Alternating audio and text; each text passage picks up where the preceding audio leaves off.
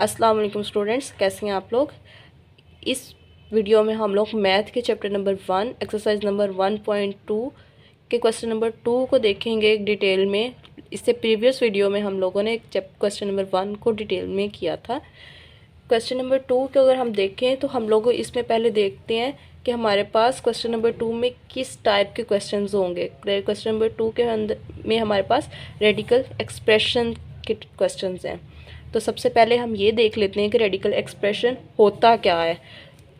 अगर हमारे पास एक एक्सप्रेशन इस फॉर्म में लिखी है, यानी कि x इक्वल हो nth रूट ऑफ a के, तो हम उसको क्या कहेंगे, रेडिकल एक्सप्रेशन। यानी कि अगर कोई वैल्यू nth रूट a की फॉर्म में लिखी हुई है तो हम पढ़ेंगे उसको रेडिकल एक्सप्रेशन। रेडिकल एक्सप्रेशन में अगर हम देखें तो हमारे पास जो अंडर रूट होता है, सिंपल ये अंडर रूट, उसको हम क्या कहते हैं, रेडिकल। और जो रियल नंबर इस अंडर रूट के नीचे लिखा होता है, यानी कि इस रेडिकल के नीचे जो रियल नंबर लिखा होता है, यानी कि ए, तो उसको हम क्या कहते हैं, रेडिकैंड। समझ आ गई है। और इस कंप्लीट को हम क्या पढ़ते हैं, रेडिकल एक्सप्रेशन। और अगर हम देखें कि x is equal to n, इसके पर अगर लॉ अप्लाई करें रेडिकल का, तो ये बन जाएगा हमारे पास x इक्वल होगा a की पावर 1/n। समझ आ गई है। क्या बन जाएगा, x is equal to a की पावर 1/n। मतलब हम लोग अगर n को कोई भी वैल्यू दें, n को हम लोगों ने वैल्यू दी 5, तो हम लिखेंगे अगर हमारे पास x is equal to 5a, हम क्या कर देंगे, x is equal to a की पावर 1/5।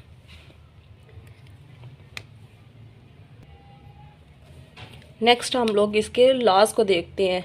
तो हमारे पास रेडिकल के टोटल 4 लॉज होते हैं, बेसिक 4 लॉज होते हैं।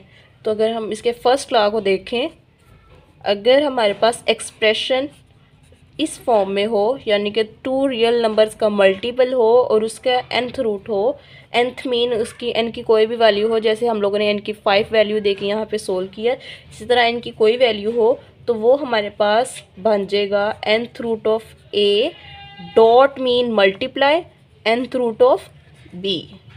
ये है हमारे पास फर्स्ट लॉ। और अगर हम लोग सेकंड लॉ की बात करें, अगर हमारे पास एक radical expression a over b का होल nth रूट हो, यानी कि nth root of a over b हो, तो वो हमारे पास होगा nth root of a over nth root of b। ठीक है। और इसका जो थर्ड लॉ है हमारे पास, वो होता है अगर हमारे पास एक एक्सप्रेशन इस फॉर्म में हो, nth रूट ऑफ a की पावर m, तो ये हमारे पास होता है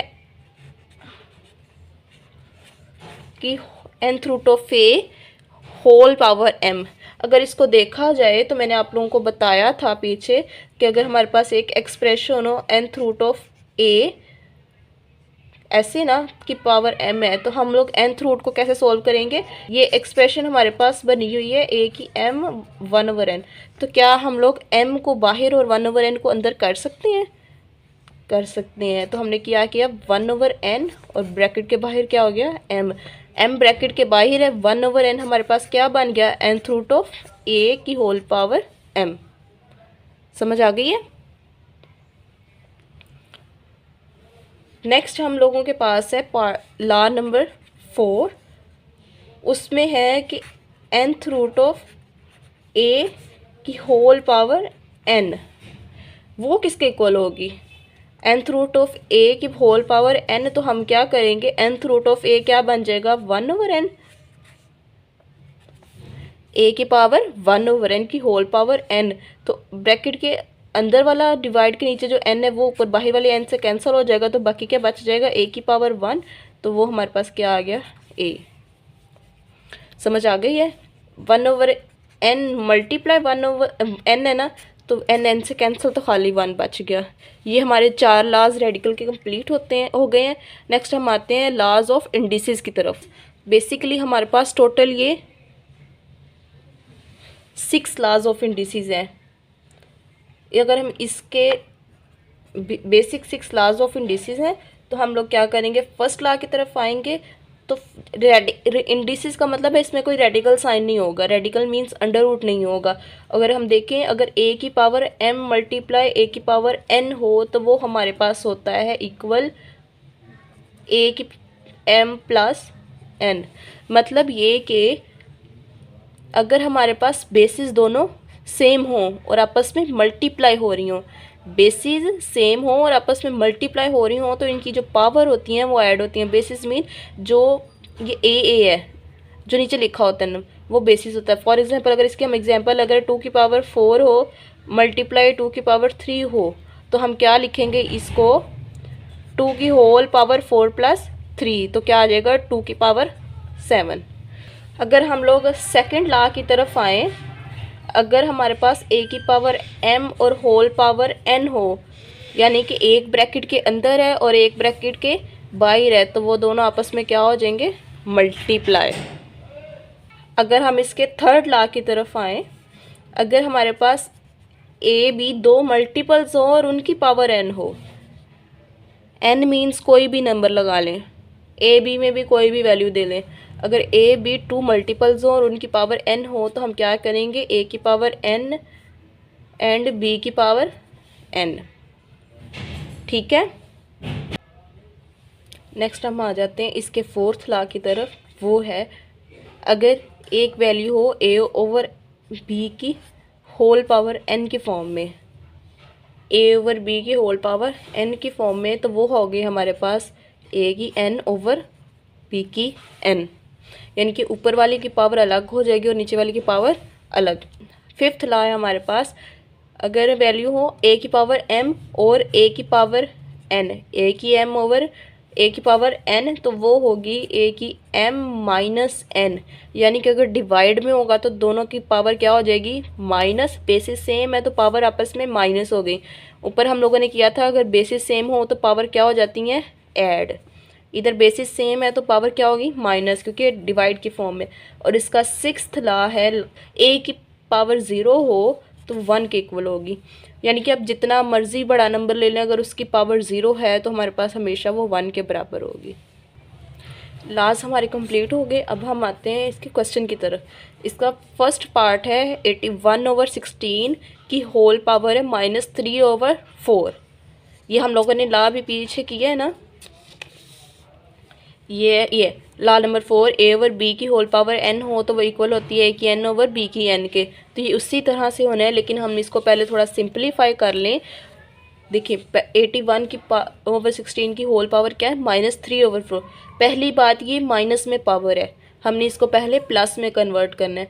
पावर हमेशा हम लोगों ने प्लस में लेके चलनी है। अब ये माइनस की पावर को प्लस में करने के लिए हम क्या करेंगे, इसका इजी सा मेथड है, जस्ट 16 ऊपर ले जाएं और 81 नीचे ले आएं, तो पावर क्या हो जाएगी, पॉजिटिव। पावर नहीं होगी चेंज, सिर्फ अंदर की वैल्यूज चेंज होंगी। 16 ऊपर चला जाएगा और 81 नीचे आ जाएगा। नेक्स्ट स्टेप में हम क्या करेंगे, 81 का एलसीएम फाइंड कर लेंगे। 2 से 2 8 ज़ा 16, 2 4 ज़ा 8, 2 2 ज़ा 4 एंड 2 1 ज़ा 2। और अगर हम लोग 81 के पे जाएं तो 81 के होंगे 81, 3 2 ज़ा 6, 3 7 ज़ा 21, 3 9 ज़ा 27, 3 3 ज़ा 9 एंड 3 1 ज़ा 3। और इसके देखें फैक्टर्स देखें तो 2 के कितने फैक्टर्स बने हैं, 1 2 3 4, यानी कि 2 की पावर 4 डिवाइडिंग बाय 3 के कितने बने हैं, 1 2 3 4, यानी कि 3 की पावर 4। होल पावर क्या आ गई, 3/4। नेक्स्ट स्टेप में हमने क्या करना है कि जो इसकी पावर है उसको हमने अंदर मल्टीप्लाई कर देना है।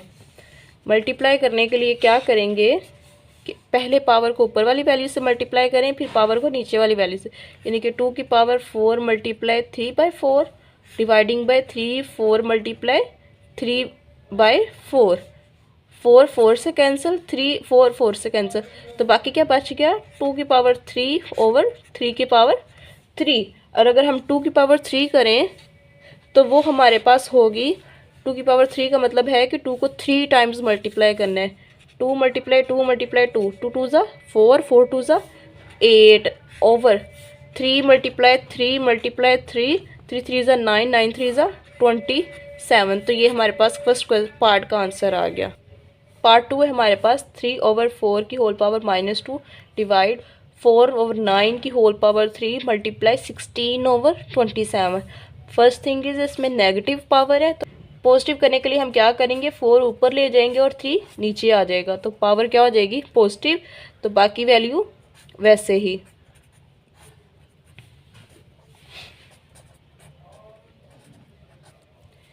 नेक्स्ट स्टेप में हम क्या करेंगे, इसमें देखेंगे ऐसे नंबर्स जो कम्प्लीटली किसी नंबर का स्केयर हो। जैसे 4 हमारे पास कम्प्लीटली स्केयर किसका होता है, 2 का स्केयर डिवाइडिंग बाय 3 की होल पावर 2 डिवाइड, फिर से 4 आ गया, 4 किसका स्केयर होता है, 2 का, और 9 किसका स्केयर होता है, 3 का, एंड 3 मल्टीप्लाई 16 किसका स्केयर होता है, 4 का स्केयर, एंड 27 किसका, अगर हम 27 को देखें, 3 9 ज़ा 27, 3 3 ज़ा 9 एंड 3 1 ज़ा 3, तो ये किसका बन गया, 3 का 1 2 3, 3 का क्यूब। नेक्स्ट स्टेप में हम लोग क्या करेंगे कि ये जो अंदर पावर्स हैं उनको बाहर वाली पावर से मल्टीप्लाई कर देंगे, तो क्या बनेगा, 2 की पावर 2 मल्टीप्लाई 2 4 ओवर ये 3 है, 3 के ऊपर कोई पावर नहीं है इसलिए ये वाली पावर इसके ऊपर आ जाएगी। 2 के ऊपर 2 पावर थी, मैंने उसको बाहर वाले 2 से मल्टीप्लाई किया तो 4 आ गया। 3 के ऊपर कोई पावर नहीं थी, उसको मैंने डायरेक्ट 2 से मल्टीप्लाई करके डायरेक्ट 2 पावर उसके ऊपर आ गई। फिर आ गया डिवाइड, 3 के ऊपर क्या पावर है, 2, इस 2 को बाहर वाले 3 से मल्टीप्लाई करना है तो क्या आ गया 6। 3 की पावर 2, 2 को 3 से मल्टीप्लाई किया तो क्या आ गया, सॉरी ये ऊपर 2 है नीचे 3 है, मल्टीप्लाई, फिर 4 आ गया। 4 किसका स्क्वायर होता है हमारे पास, 2 का, तो 2 के स्क्वायर हमारे पास क्या आ गया, 2 डिवाइडिंग बाय 3 का क्यूब।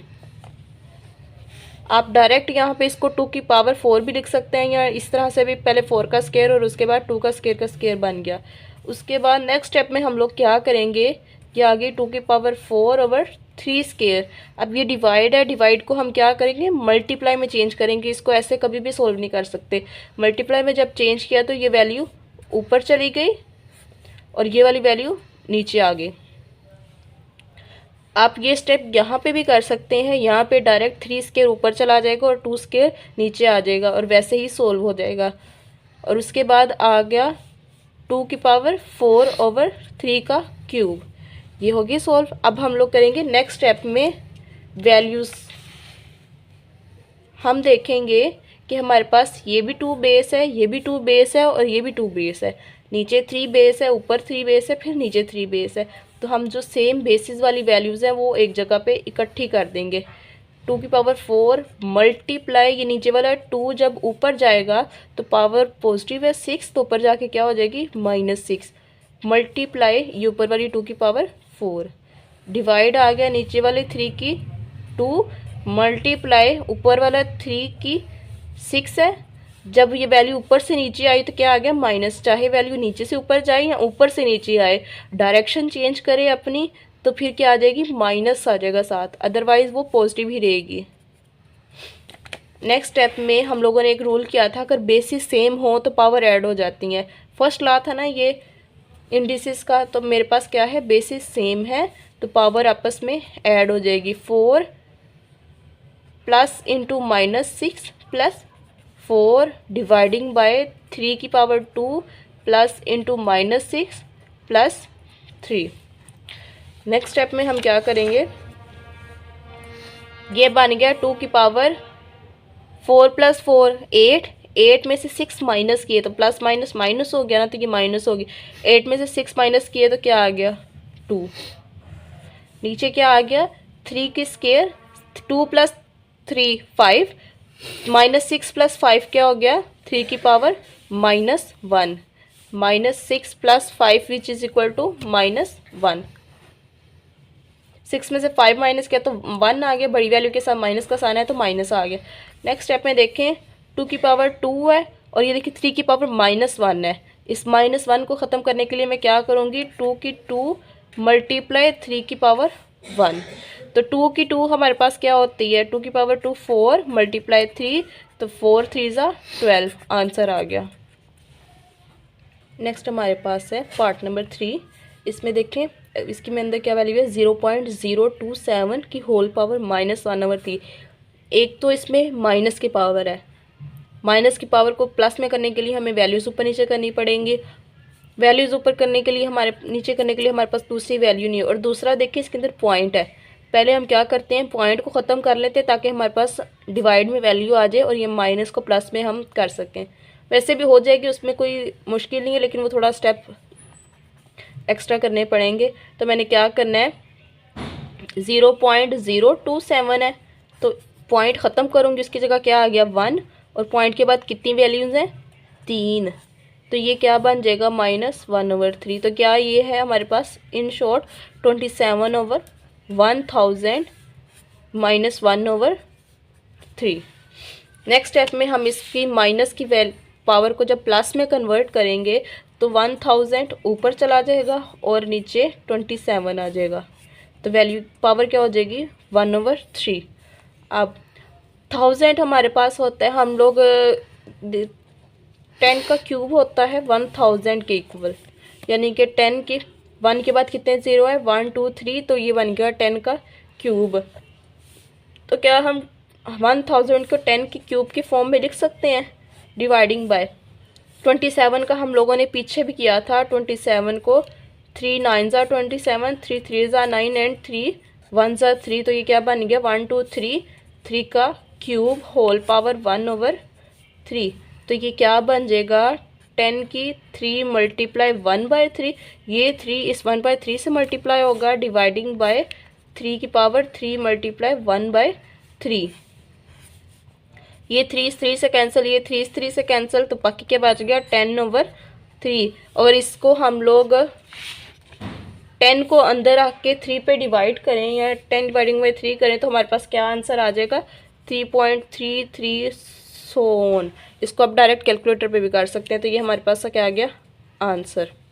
नेक्स्ट हमारे पास है पार्ट 4। पार्ट 4 हमें दिया हुआ है रेडिकल एक्सप्रेशन की फॉर्म में, यानी कि √7 दिया हुआ है, अंदर उसकी वैल्यू दी हुई है। तो √7 को हम क्या करेंगे, पहले उसको पावर में कन्वर्ट कर देंगे। तो x की 14 मल्टीप्लाई y की 21 मल्टीप्लाई z की 35 डिवाइडिंग बाय y की 14 z की 7 होल की 7th रूट है, तो ये बन जाएगा 1/7। अब हम लोगों ने एक लॉ किया था, अगर होल पावर हो तो 1/1 सबके साथ वो मल्टीप्लाई होती है। हम 1/7 को 1/1 सबके साथ क्या करेंगे मल्टीप्लाई। तो जब x की पावर 14 के साथ 1/7 मल्टीप्लाई होगा तो बन जाएगा 1/7। तो फिर मल्टीप्लाई होगा y की पावर 21 के साथ, तो मल्टीप्लाई 1/7 मल्टीप्लाई z की power 35 multiply 1/7 dividing by y की पावर 14 मल्टीप्लाई 1/7 और z की पावर 7 मल्टीप्लाई 1/7। अब हम क्या करेंगे नेक्स्ट स्टेप में, इन सब की आपस में कटिंग कर देंगे। 7 1 ज़ा 7, 7 2 ज़ा 14, 7 1 ज़ा 7, 7 3 ज़ा 21, 7 1 ज़ा 7, 7 5 ज़ा 35, 7 1 ज़ा 7, 7 2 ज़ा 14, 7 1 ज़ा 7 और 7 1 ज़ा 7। तो नेक्स्ट स्टेप में हमारे पास क्या वैल्यू बच गई, x की पावर ये कितनी बच गई है खाली 2 मल्टीप्लाई y की वैल्यू पावर क्या बच गई है 3 मल्टीप्लाई यहाँ पे z की क्या पावर बच गई है 5 डिवाइड हो रहा है y की क्या है ये 2 और z सिंपल, z की 1 है, 1 लिखें ना लिखें आपकी अपनी मर्जी है। नेक्स्ट स्टेप में देखें y की पावर ऊपर भी है और नीचे भी है, ऊपर बड़ी पावर है नीचे छोटी पावर, ऐसा करते हैं नीचे वाली दोनों वैल्यूज़ को ऊपर ले जाते हैं। एक्स स्क्वायर वैसे आ गया y की 3 ऊपर और नीचे वाला y की 2 ऊपर जाके क्या हो जाएगी y की -2 मल्टीप्लाई z के ऊपर 5 और नीचे वाला जब z ऊपर जाएगा तो क्या बन जाएगा z की पावर 1 सॉरी -1, जी की पावर नीचे 1 है, ऊपर जाके -1। अब डिवाइड के नीचे से सारी वैल्यूज़ ख़त्म हो गई हैं। नेक्स्ट हम क्या करेंगे, x का स्क्वायर, y की 3 और y की 2 आपस में ऐड हो जाएंगी, तो ये क्या करेगा 3 - 2 मल्टीप्लाई z की 5 - 1, दोनों की पावर्स ऐड होनी है क्योंकि इसके साथ माइनस है तो माइनस प्लस माइनस आ गया। तो नेक्स्ट हमारे पास क्या आंसर बच गया, x की 2 मल्टीप्लाई y की 1, 3 - 2 1 आ गया, तो ये बच गई z की पावर 4। ये आंसर आ गया हमारे पास।